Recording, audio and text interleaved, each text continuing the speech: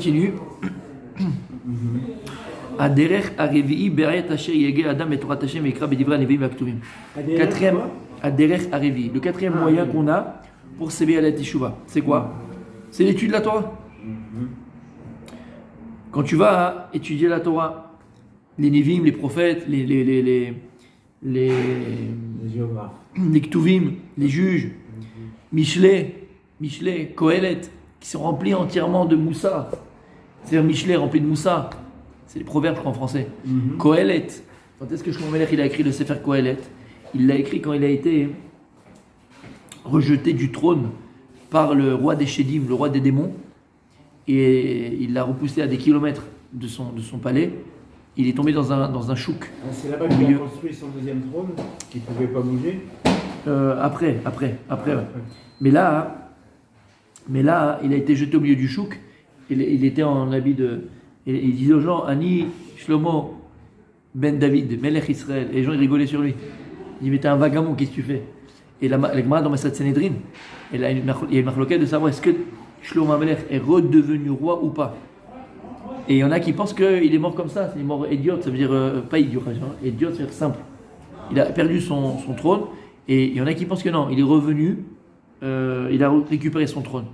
D'accord? Bon, tout ça pour ça, parce qu'il a eu trop de femmes, il avait trop de chevaux. Alors que la Torah avait dit pas avoir trop de chevaux, pas trop de femmes, pas trop de... D'accord? Et il a dit moi je vais avoir, et on verra ce qu'il y aura, et malheureusement... Ouais. Bon. Et ça c'est avec le roi des Shedim. Ils ont un roi? Ouais, ils ont un roi. Bien sûr, ils se multiplient comme nous, ils font des enfants comme nous, entre guillemets. Et il a écrit donc Kohelet. Pendant cette période, il a dit Kohelet, je suis Kohelet. Il a écrit quoi? Il a écrit sur la futilité de ce monde, la futilité de la vie. Parce qu'il avait tout Shlomo Melech, qui était plus que lui intelligent, plus que lui dans la richesse, plus dans les femmes, plus que lui dans... Il avait tout depuis Shlomo Melech. Et il a tout perdu en un instant. En un instant, il a tout perdu. C'est lui qui a dit cette phrase tellement belle. Hevel Havelim. En Mazé, il est appelé Hevel Havelim. C'est quoi Hevel Havelim? De la foutaise en français. C'est de la foutaise. Et on est en plein dedans, c'est de la foutaise. Du jour au lendemain, il n'y a plus rien. Et qu'est-ce qui reste de ta voiture, de ta maison, de ta femme, de tes enfants, de tes machins, tout seul. Tout seul. On a dit pour les autres. Pour les autres. Donc, une personne, lorsqu'elle va commencer à étudier les textes, les histoires de la Torah, les histoires de la Gemara, lorsqu'il va aller dans la Torah, il va étudier la Gemara et les passages où on parle du premier véritable Teshuvah, parce qu'il y a eu avant lui des Teshuvah. Et je parle des véritables Teshuvah, sans rentrer dans les détails pour voir la différence entre sa Teshuvah et celle des autres, mais la Teshuvah de Yehuda. Le premier Baal Teshuvah, c'est Yehuda, qui a reconnu Bemaaseh Tamar avec sa bru. Lorsqu'elle a dit à qui appartient ce bâton et ce seau, alors je suis enceinte de lui. Il était Av Bedin, c'était lui le patron du Bedin, et il aurait pu avoir honte et l'Archouma et ne pas reconnaître sa faute. Chazar Bitchouva. Comme je l'ai dit la fois dernière, c'est pas qu'on s'appelle Yehudim. On s'appelle Yehudim, la chaîne Yehuda. Lama Kiou Arishon Sheoda. C'est lui le premier qui a véritablement reconnu. Et encore une fois, j'ai dit, on avait dit qu'Adam Arishon, le premier, il a fait Teshuvah. Adam Arishon, il a fait Teshuvah. Non. Ce qu'on considère une véritable Teshuvah, c'est Yehuda. Une des raisons, c'est parce que Yehuda, d'abord, il a reconnu sa faute en public. Ouais. Bon, quand il y a la personne, toi et Dieu, machin, c'est facile. Ouais. Mais là, il avait toutes les raisons du monde pour ne pas avouer. Et plus que ça, puisque Yehuda lui-même va être l'initiateur de la Teshuvah de Reuven. Parce que lorsque Reuven il va changer la couche de sa belle-mère avec Yaakov Avinu, d'accord? Il va reconnaître sa faute, Reuven. Il va reconnaître, il va faire Teshuvah. Mais de qui il a appris à faire Teshuvah? La Gemara dit de Yehuda. Donc on voit le mérite qu'il a Yehuda. Yehuda, il a fait une véritable Teshuvah en plus en public. Il va donner aussi aux autres la possibilité de faire Teshuvah. Donc lorsque tu vas étudier Michael, tous ces ignanas, la Teshuvah de Yehuda, la Teshuvah de Reuven, d'accord, Kohelet, il te parle Shlomo Melech de la futilité de ce monde, d'accord, Hevel Avelim, en quoi tu vas véritablement t'investir, d'accord, en quoi tu vas investir véritablement, qu'est-ce qui est primordial, qu'est-ce qui est secondaire, qu'est-ce qui se passe en premier, ton échelle de valeur, tout ça, ça fait faire à une personne Teshuvah, avec cette étude de la Torah, la personne Choseret Bitchuvah. Plus que ça, il dit, ויבין בנועם המוסרים בעירי הזרות והעונשים יכל לדברים יכין ליבו להיטיב רחב ומעלליו ויתרצה אל השם Kinyan Shenehemar, Ve'elze habit el Oni unche ruach, Vechared el Bari. Ça veut dire que lorsque maintenant une personne, elle va voir qu'il faut non seulement la tchouva, l'histoire de Teshuvah qu'il y a eu dans l'histoire du Yom Israël, mais plus que ça, même les Onashim, quand il va voir ce qu'il a reçu, Yerovam, sur la tête, quand on voit dans la Torah tous les Onashim, toutes les punitions qu'ont reçues des personnes qui n'ont pas fait Teshuvah, qui ne sont pas repenties, qui ont continué dans leur mauvais chemin, ça va te faire réfléchir. Plus que ça, étudier, qu'est-ce qui nous manque quand on faute? La conscience, c'est vrai, mais à part ça, la Hirat Shamayim, qu'est-ce qui nous empêche de fauter? C'est l'Hirat Shamayim, c'est la crainte du ciel. Et Davka, regardez, c'est pas forcément la Ahavat Hashem qui nous empêche de fauter. Parce que si tu remplaces cet amour de Dieu par une autre amour, qu'est-ce qui reste? Ce qui protège l'homme Béhémet de ne pas fauter, c'est la crainte du ciel. Comme Yosef Hatzadik. Ouais. Yosef Hatzadik. Lorsque Yosef Hatzadik a eu la plus... Béhémet, je pense. Lorsque Yosef Hatzadik a eu le plus grand Nisayon, la plus grande épreuve qu'un homme peut avoir dans la vie, c'est-à-dire l'épreuve de la femme, la tentation de la femme, c'est dur par une femme, d'accord?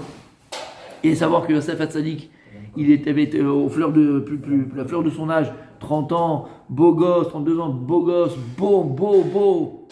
Même pas 32 ans, c'est 32 après, mais il était encore plus jeune. D'accord, c'est au départ quand il est arrivé, donc il avait même pas 17 ans, 18 ans, 19 ans.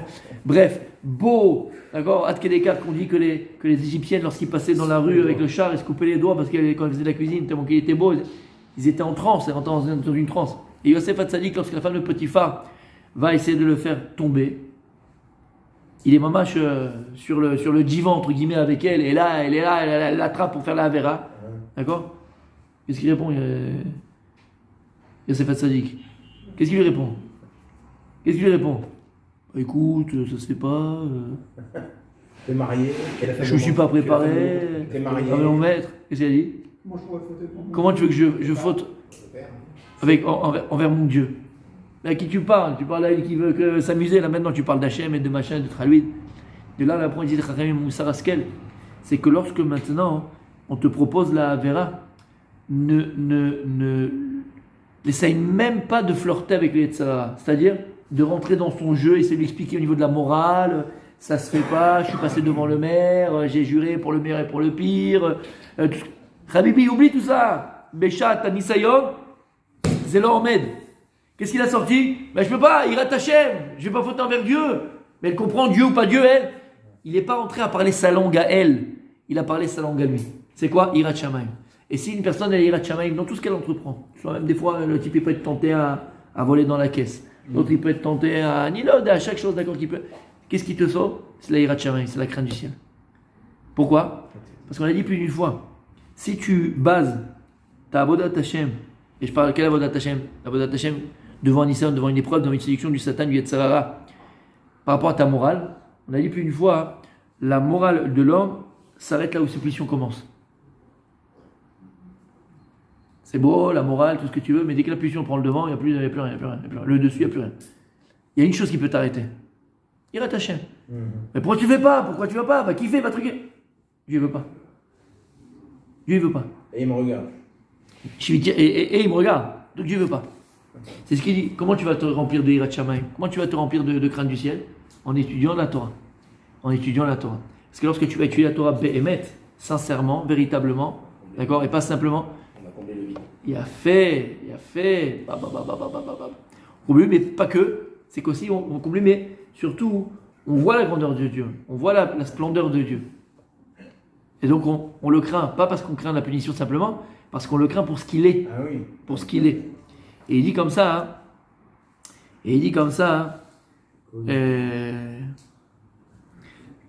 Va Sherlochat libo el divrei Hashem irbad pisho alav. Mais si cette personne maintenant, elle étudie, écoutez bien, ça c'est encore plus grave. Comme on a dit Shabbat, ouais, on a dit Shabbat que David Amelach, lorsqu'il avait vieilli, était devenu vieux, tu pouvais lui mettre tous les manteaux du monde, toutes les couvertures du monde, rien ne le réchauffait. Il avait toujours froid. David Amelach avait toujours froid. Et la Gemara, elle dit pourquoi il avait toujours froid. Parce qu'il a coupé. La Gemara, elle fait. La Gemara dit parce que lorsque Shaoul Amelech était parti faire ses besoins devant la grotte où David Amelech se cachait, il n'a pas voulu tuer Shaoul Amelech, il lui montrer qu'il n'avait aucune animosité envers lui. Il lui a coupé le menton en deux. Et lorsqu'il s'est éloigné, Shaoul, Il est sorti de sa grotte, David Amelech, il s'est mis sur la colline, il a crié Shaoul, Shaoul, Melech, tu regardes ton manteau. Tu étais dans la grotte, j'aurais pu te tuer, mais j'ai rien fait. Pour lui montrer qu'il était entre guillemets sincère. D'accord. Et la Gemara dit, puisque David Amelech, il a écrit, il a méprisé l'habit. Tu aurais pu faire autrement, tu aurais pu lui faire un Z ou un dalet, un idéodéa, d'accord. Lui mettre une pierre dans la poche. Et il dit, regarde, j'ai mis une pierre dans la poche. Mais pas, il dit, Kol amevazet abgadim, sofo et non enamem. Tout celui qui méprise les habits, à la fin, il ne pourra pas profiter d'eux. Ah. Et donc c'est pour ça qu'il n'a pas pu profiter. Non seulement il n'a pas profité d'eux. Voilà. Exactement, Shabbat. C'est pas qu'il n'a pas pu profiter d'eux. C'est pire que ça. C'est pire que... Non mais j'y crois pas. J'y crois pas. Mais j'y crois pas. Moi j'y crois pas. Moi j'y crois pas. C'est ça. C'est magnifique.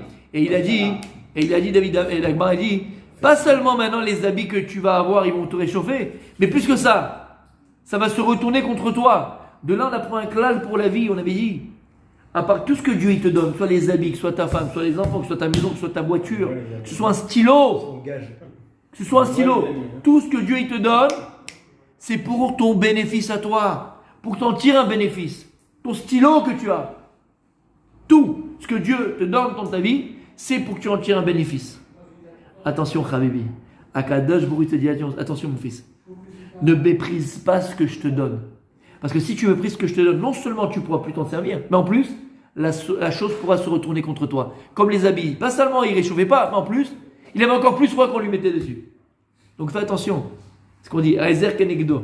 La femme elle est soit Aezer, si tu sais comment t'y prendre, la femme elle est Aezer. Elle est là pour t'aider. Et si jamais elle n'est pas Aezer, qu'est-ce qu'elle est?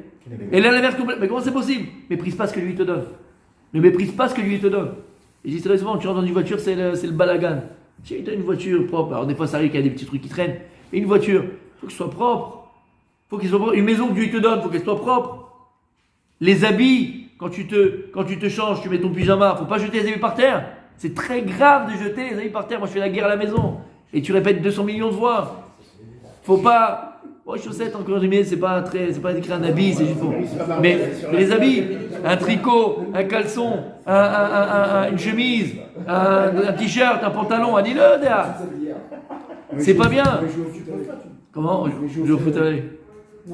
Faut pas mépriser les habits. Faut avoir un bac pour les habits ou les mettre sur quelque chose. Pourquoi? Pourquoi l'habit il a une âme? L'habit ressent que tu le respectes. C'est pas pour l'habit, c'est pour toi. Pour ne pas mépriser ce que Dieu il te donne. On n'a pas le droit de mépriser ce que Dieu il te donne. Parce que non seulement ce que Dieu il t'a donné, tu vas le perdre parce que tu ne vas pas l'utiliser comme il faut, mais en plus, il va se retourner contre toi. Alors, il y a plus grand exemple. Akadosh, pour nous, a fait un cadeau extraordinaire, c'est le mois de Elul. Le mois de Elul, c'est le mois de la Teshuvah, qui est approprié à la Teshuvah. Toute l'année, on peut faire Teshuvah, mais là, c'est un mois approprié, on a expliqué pourquoi. Habibi, fais attention, on a expliqué un klal. Si tu méprises ce que Dieu il te donne, non seulement le bénéfice n'en tire pas, mais en plus il se retourne contre toi. C'est-à-dire que si tu ne prends pas le bénéfice du mois de Elul et tu le méprises, le mois de Elul, non seulement tu n'as pas un bénéfice, mais en plus, il devient accusateur contre toi, Habibi. Excusez-moi de le dire, mais c'est vrai. Mais c'est vrai.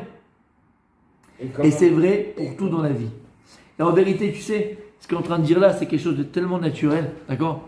Ça s'appelle le respect. Ça s'appelle le respect. Il faut respecter ce qu'Hachem il te donne. Respecter ce que tu as. Respecter les choses. Respecte. Et tu vas me dire, oui, mais encore une fois, mais la pierre, elle n'a pas d'âme. Le pain, il n'a pas d'âme. Un habit, il n'a pas d'âme. Dieu, il a mis une force. Hachem, il a mis une force dans chaque chose. Et dans chaque chose, Dieu, il a donné une propriété spéciale. Pourquoi est-ce que l'habit, il réchauffe? Pourquoi l'habit réchauffe? C'est subconscient. Pourquoi l'habit réchauffe? Pourquoi quand tu mets un habit sur toi, et en hiver tu mets un manteau, t'as moins chaud, t'as moins froid? Pourquoi? Parce que notre chaleur, elle s'échappe pas. C'est une couverture sur notre chaleur qui reste du coup collée à notre corps, c'est tout. Mais alors c'est quoi? Parce que la chaleur de ton corps, c'est elle qui te réchauffe? Et que ça? Bien sûr. Les Bédouins dans le désert, ils mettent un manteau en laine. Il a fait alors? Ils n'ont pas froid. Ils ont pas froid. Ils ont pas chaud. Ils n'ont pas chaud. Nous? Pourquoi est-ce qu'un habit réchauffe? Parce que c'est sa fonction de réchauffer. C'est vrai, c'est Non, subconscient. Qui lui a dit de réchauffer. Non mais t'as compris ce que je veux dire par là? C'est sa fonction. Oui, mais pourquoi? Tu aurais pu dire oui, mais physiquement parlant, parce que l'habit, ceci, cela, d'accord, tu aurais pu expliquer de manière naturelle. Habibi, l'habit réchauffe parce qu'Hachem il a dit que l'habit réchauffe. Et tu sais quoi? Allons dans, pas l'absurde, mais dans Dans l'absurde quand même, d'accord? Imagine maintenant qu'Hachem, il aurait décrété que quand tu mets un habit, t'as froid, t'aurais froid. Tu comprends comment tu dois voir ta vie? C'est comme ça que tu vois ta vie. L'habit réchauffe parce que Dieu a dit que l'habit doit réchauffer. Et la preuve, je sais qu'il va dire à Julien, mais je le dis à sa place, ça va lui faire plaisir. On a été sur sa tombe, on a eu le mérite d'aller prier sur sa tombe. Rabbi ramène Dossa. Quand tu veux allumer une bougie, une flamme, qu'est-ce que tu mets l'eau? Tu la mets dans de l'huile. Tu mets l'eau dans de l'huile et ça, de l'eau dans de l'huile. Tu mets la mèche dans de l'huile et ça. C'est la plus grosse émouna du monde. Ça. Mais attends, pourquoi c'est une émouna pour lui? Parce que lui, il savait très bien pourquoi est-ce que l'huile brûle. Pas parce qu'il y a des fonctions psychomagnétiques et physiques et méta. Non, parce qu'Hachem il a dit à l'huile de brûler que ça brûle. Mais si c'est Dieu qui a dit à l'huile de brûler, alors j'ai pas l'huile. Shabbat, qu'est-ce qu'il a dit à sa femme? Prends du vinaigre. Celui qui a dit à l'huile de pouvoir brûler, il dira au vinaigre de pouvoir brûler. Mais c'est quelqu'un qui dit que ça. Mais c'est extraordinaire. Ta vie elle change complètement.